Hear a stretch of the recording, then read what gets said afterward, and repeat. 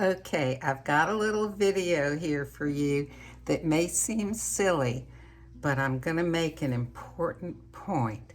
So if you've got the time, give it a listen and a watch. Okay, so I want to show you something. Normally, I've got my coffee shake here. Normally, I eat with my right hand.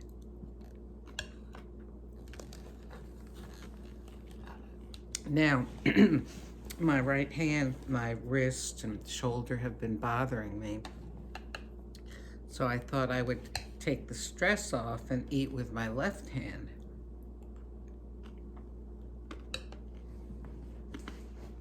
Now, it looks like I did it perfectly fine, right? But it felt very awkward, and I'm having to, it's not second nature like it is with my right hand. There's a little bit of thought involved.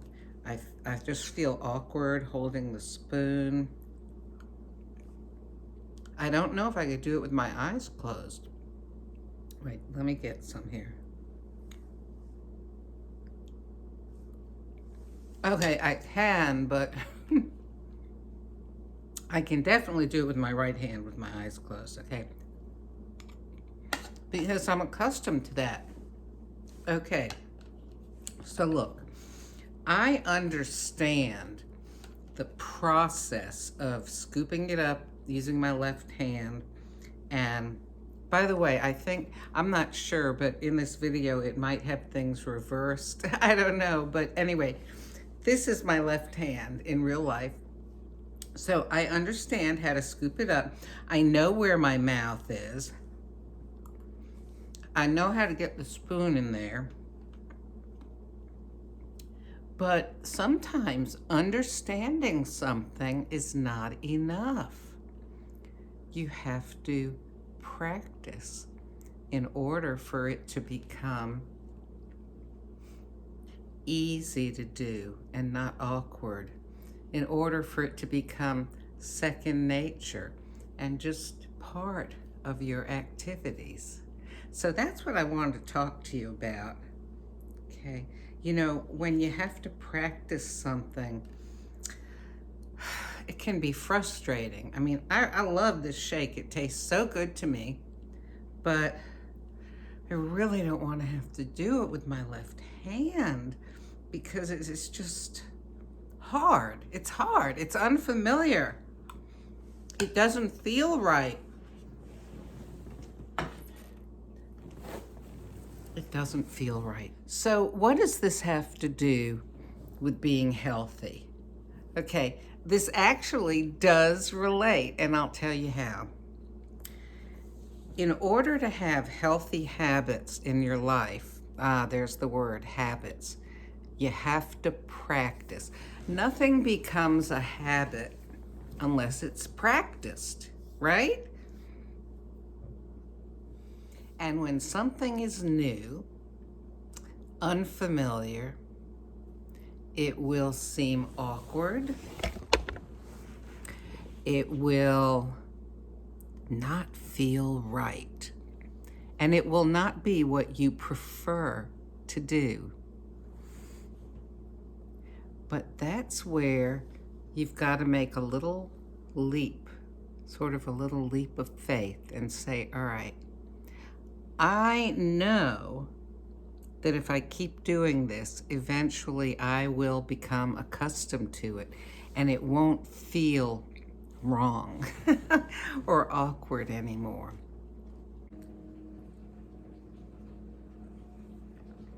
Hey, so yesterday I made the little video that you just saw, and I wanted to comment on forming habits.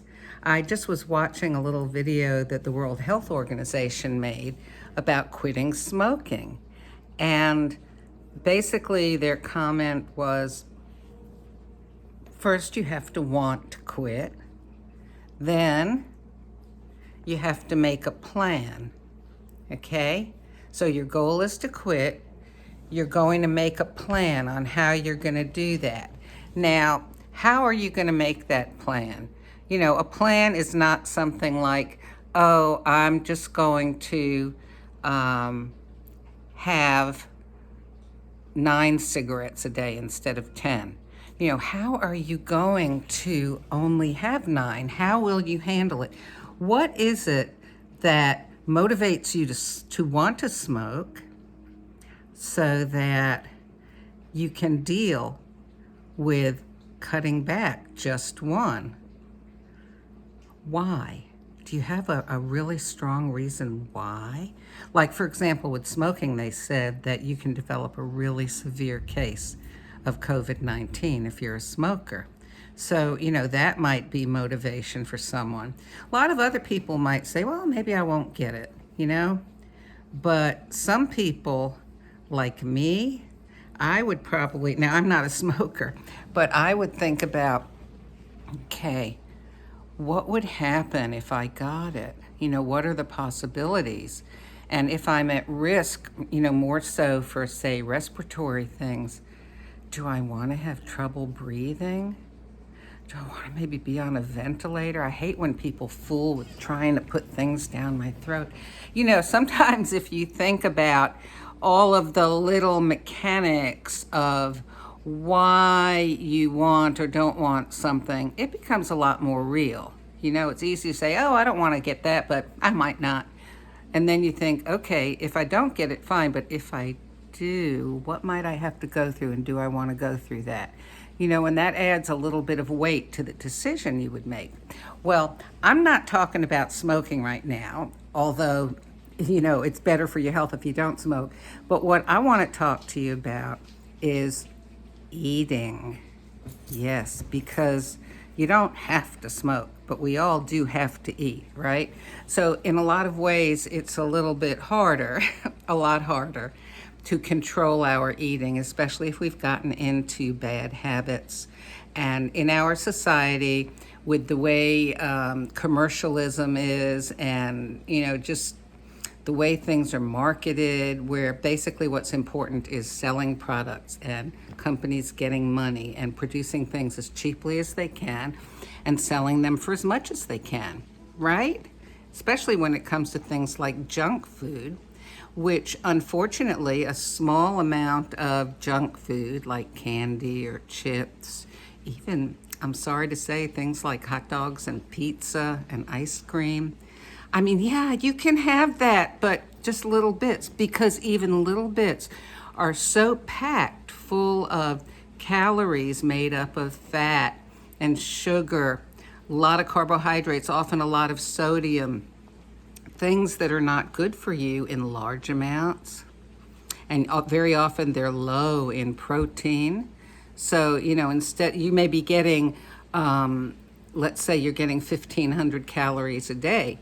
But if 800 of those are coming from fat, that's not good. Well, I've talked about all this before, and I won't go into it now, but what I want to talk about is habits, okay? So, it's a lot easier if you want to change to have a plan, to figure out, well, why do I want to change? And think about all those nitty-gritty, tiny reasons. You know, some people say, oh yeah, I want to lose weight for my health. And then as a health coach, I talk to them more in depth about that. And one of the things we talk about is I say, well, all right, because of your health, but for example, on a day-to-day basis, how does your weight affect you?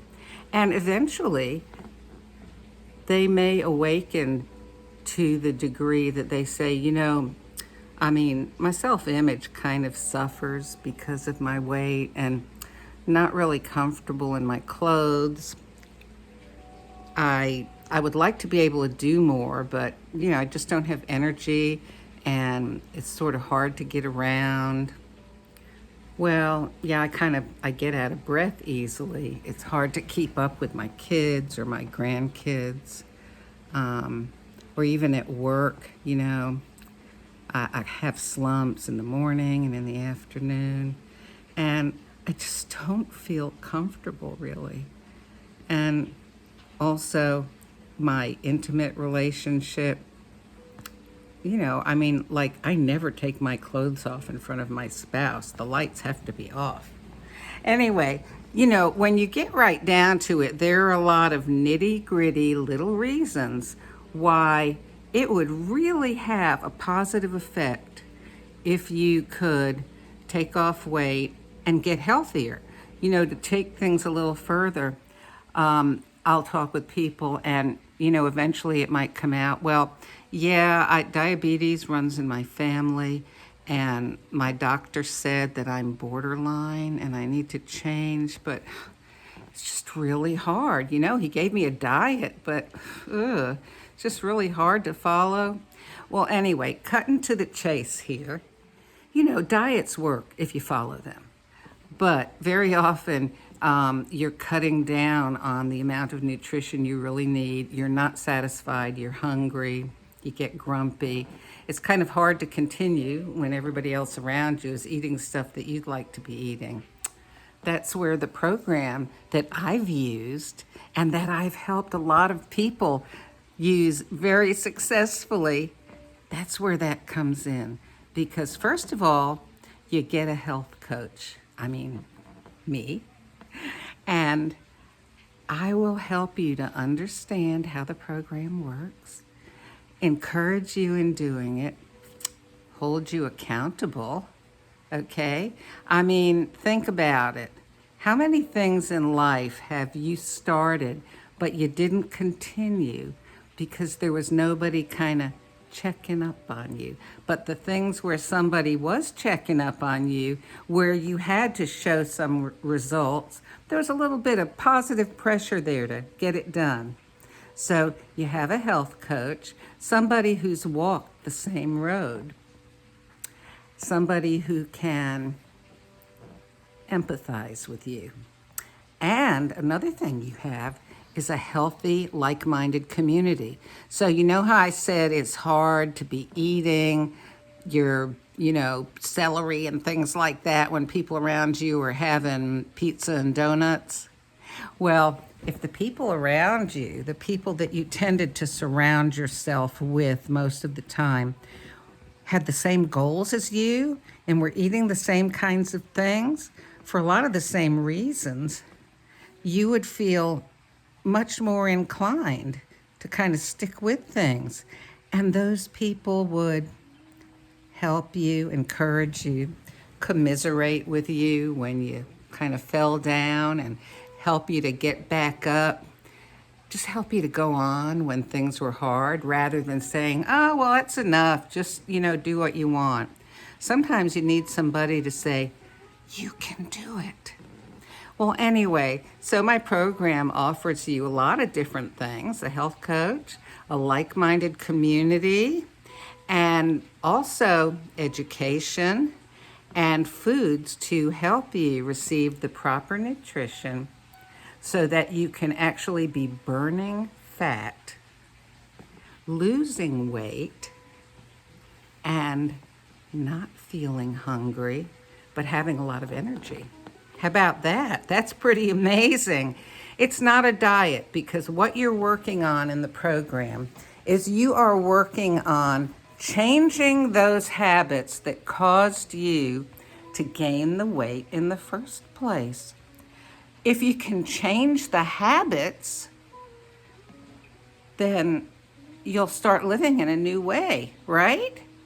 And that's the core of the program: lifelong transformation, one healthy habit at a time. And it's very difficult to do that. The odds are so stacked against you if you're doing it on your own. But doing it together with other people and having a coach to help you along, it's all engineered for your success. So in that first video, when I was trying to eat with my left hand, well, if I had somebody to explain to me the importance of doing it, to give me little tips on how to best do it, encourage me for when it really gets hard, and other people who were doing the same thing, other, right-handed eaters that have to switch to their left hand, and they were cheering me on, or kind of sympathizing with me when it was just really tough and I reverted back to my right hand and helping me to get back to that left hand. I mean, that's kind of silly, isn't it? That example about eating with my left hand instead of my right. But it might help you to understand that any habit that we want to form really goes through the same process of formation. And also, if I'm learning to eat with my left hand, what's happening with the habit of my right hand? I'm not practicing that. I'm practicing with my left hand, correct? So I'm reinforcing the left hand habit, and the right hand habit, eventually will become less important in my life. Now, again, remember, that's a silly way to describe it. But if you think of it in terms of something practical, okay? When I was on the same weight loss plan and healthy living plan that I coach people in now, I stopped looking at marquees in front of fast food restaurants and everything, because that used to be part of my entertainment and my activity. Ooh, what new thing do they have at, Burger King or Zaxby's or Dairy Queen, or whatever. And, ooh, maybe I'll try that. I stopped looking at those signs. And do you know what? Now I'm out of the habit of going to fast food places. I mean, it's been, like almost 3 years since I've done that sort of thing. And I don't even look at those marquees anymore. And I tell you what, I'm a reader. When I'm going on a road trip or something, I have to force myself to not read the billboards that we pass because I'm just such a reader of everything. And the fact that I totally don't even notice those fast food marquees anymore, that's really significant. But it's become second nature for me.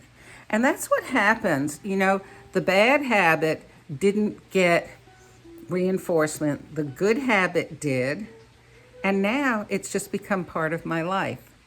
So anyway, you have all kinds of habits. In other words, habitual behaviors, practices, things that you always do, okay, that have caused you to gain weight or be unhealthy in some other way, like smoking is an example. Some people have unhealthy spending habits. This applies to every area of life. So what my program does, again, to reiterate, is it helps you to transform your life one healthy habit at a time. It is evidence-based. It's been successful in, oh my gosh, millions of people. It's doctor recommended. I don't know, if you want to know more about it, get in touch with me because, golly, okay, look, I'm 69 years old. I know I say this a lot, but I think I look pretty good for 69. I mean, compared to a lot of the other people that I see that are my age. Why? I'm sure part of it's genetics, but a lot of it is healthy living. And for most Americans, at any rate, and unfortunately in a lot of other parts of the world now, that Western style eating has invaded, so many different places and become popular.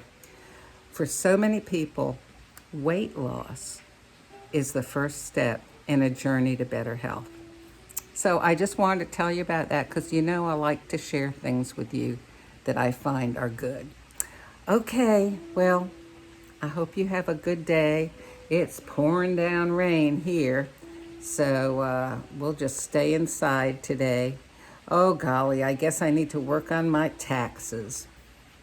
Okay, it's got to be done. Some things just have to be done in life. Have a good day.